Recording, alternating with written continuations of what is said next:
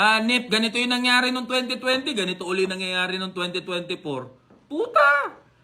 Nag-aalboroto yung tal, tas may sakit. Oh, tapos lockdown tayo uli lahat. O di mahuuso na uli yung gagawa ng ano.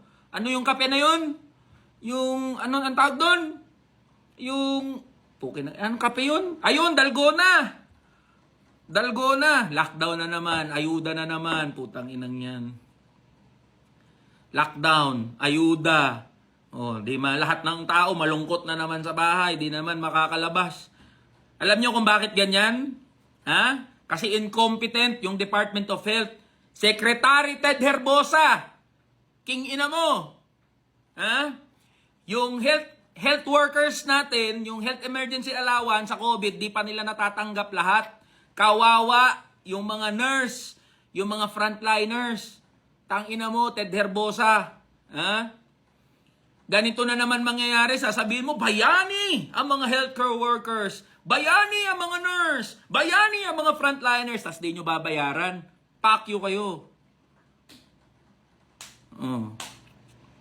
Nasaan ang HEA, Health Emergency Allowance, ng mga healthcare workers natin? Sasabihin nyo, bagong bayani? Gago, kung bayani ang turing nyo sa mga healthcare workers, ibigay nyo yung HEA. Ang dami pang hindi nakatanggap. 2020 pa yung COVID-19 pandemic, 2024 na hindi pa sila bayad.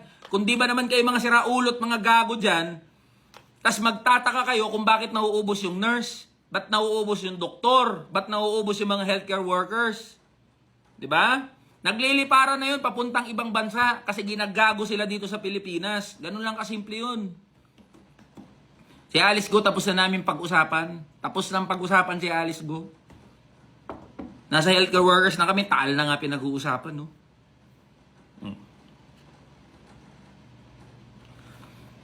Diba? Ganito yung nangyari noong 2020. 2024, mauulit na naman. DOH natin, gago pa rin. Healthcare workers natin, kawawa pa rin. 2020, nag-alboroto yung taal. 2024, nag-aalboroto yung taal. 2020, COVID-19. 2024, MPAX. Tangina mga boss. Replay. Puta na replay. 2 years naman mawawala sa buhay natin. Tangina lockdown tayo uli lahat. Puta, inhit daw yung taal, oh. Taal.